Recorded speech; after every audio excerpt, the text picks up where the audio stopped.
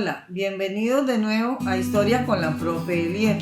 En el tema de hoy vamos a estar enfocando la importancia que tuvieron las migraciones internas en nuestro país a principios del siglo XX. Básicamente, estas migraciones van a responder a una verdadera fiebre del oro que se desató en el territorio debido a la importancia que estaban adquiriendo las minas en Avangares.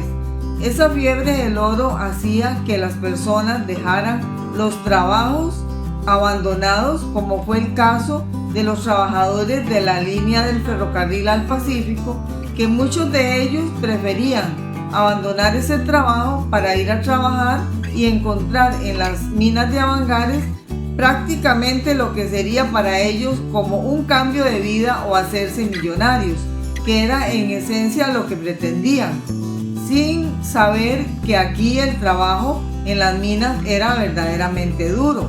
Había que trabajar haciendo los túneles y los pozos y diseñando las líneas del ferrocarril y todos los trabajos de los que ya hemos hablado.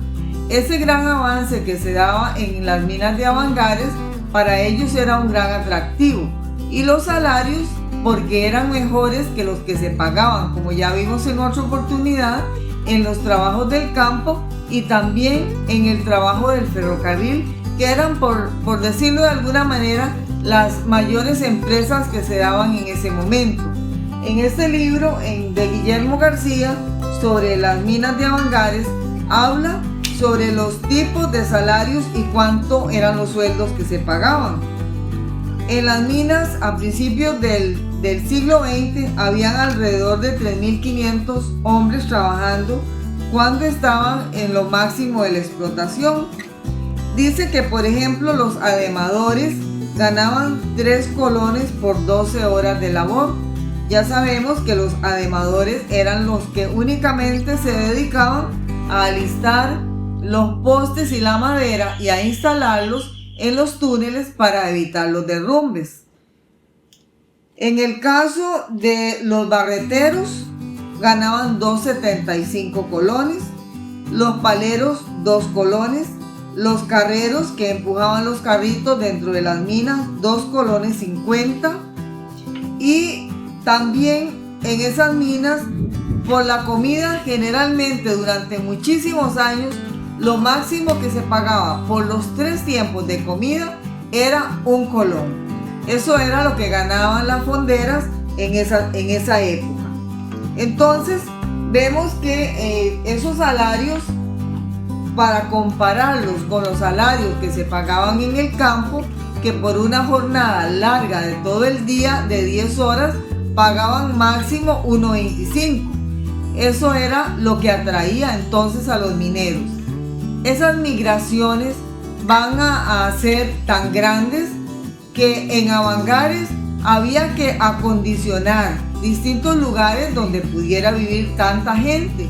Incluso en las juntas, los chinos especialmente empezaron a construir lo que se llamaron chinchorros, que eran habitaciones pegadas en una sola construcción, como un tipo de cuarterías que compartían un patio común y en la cual alquilaban para que las personas pudieran vivir, porque muchos mineros viajaban a la guardia que les tocaba, que les correspondía en las minas, porque había 2 jornadas, una en el día y otra en la noche.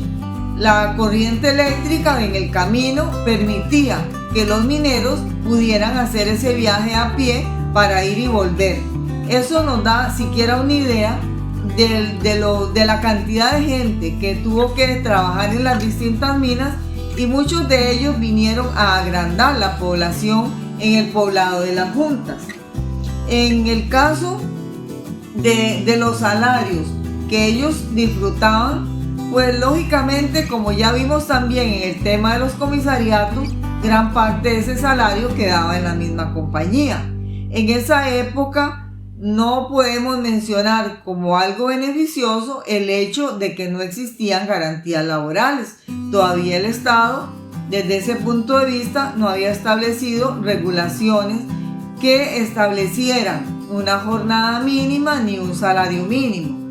Y en ese sentido, pues la compañía lógicamente aprovechaba esa circunstancia para poner a trabajar a las personas, a todos los trabajadores, en distintas jornadas que eran bastante largas.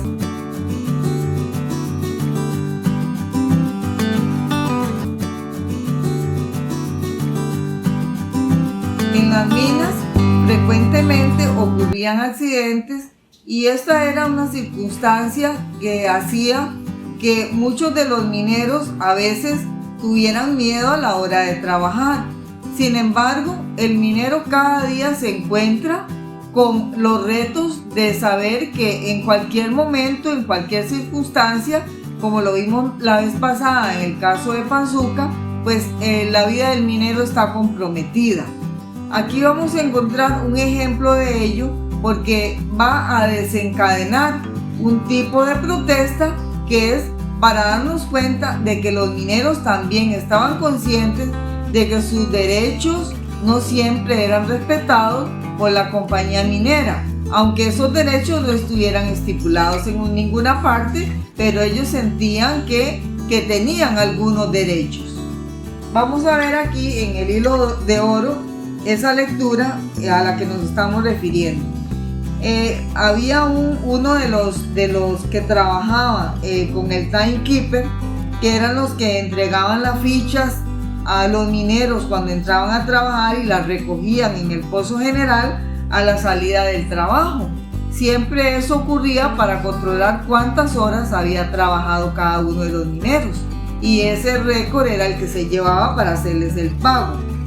Uno de ellos se llamaba Rafaelino, era oriundo de San Ramón, y un día el winchero que estaba trabajando dijo que se había sentido una sacudida en la jaula y que alguien había caído por el pozo general. Cuando la jaula llegó a la boca del pozo estaba vacía. Dice don Chepe Gamboa que por teléfono recibieron el aviso de que era el aviso de que el fierrero Zancudo era el muerto. Zancudo era solamente el apodo que le daban porque no sabían cómo se llamaba realmente, nunca se supo. El timbrero del nivel 5 había visto a Zancudo entrar a la jaula con una carga de barrenos largos al hombro que llevaba a la herrería para que los afilaran. Es posible que estos, al pegar en los cabezales, hicieran perder el equilibrio a Zancudo y lo arrastraran por la abertura de 2 pulgadas que separaba la plataforma de la jaula de los cabezales del pozo. Se detuvo la jaula, bajaron al nivel 5 y fueron encontrando los restos de Zancudo dispersos, los recogieron en una lona y los llevaron a la carpintería para que le hicieran el ataúd. La compañía no acostumbraba paralizar las labores porque un minero moría.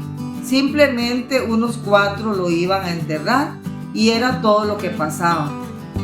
En este caso, el Rafaelino, cuando recibió las fichas a la salida del pozo general, motivó a los compañeros para que fueran a acompañar a Zancudo hasta su última morada. Entonces dice que los mineros compraron manta para el forro interior y una tela gris para el exterior del ataúd, y por la tarde 150 trabajadores con camisas blancas y con garburas desfilaron acompañando al amigo muerto hacia el cementerio de las Juntas. Descendieron por el camino que bordeaba la montaña de Babilonia y el Cerro Pelón. Pasaron por el puente de hamaca del río Avangares y al llegar a las Juntas tomaron unos tragos en la primera cantina. Invitaron a Rafaelino, que nunca tomaba y esta vez no se negó por ser él el promotor del desfile. Mientras abrían la sepultura, Rafaelino empezó a decir: quiero despedir a este compañero, humilde trabajador, hombre bueno de gran corazón. Varias veces lo vi clavando mediasuelas a sus zapatos rotos. Ese al que llamábamos Zancudo nos representa a todos. Y esos machos que adquirieron estas minas morirán como zancudo, destripados o con los pulmones destruidos. No, eso no va a ser así. Eso solamente le sucede a los mineros. Dice don José Gamboa que a las 10 de la noche lo llamó Mr. Gordon y le dijo: yo querer Rafaelino Paniagua no más en la mina mañana. Porque generalmente la compañía acostumbraba expulsar de la mina a los trabajadores que estuvieran reclamando fuera de tono lo que ellos consideraban que no era justo.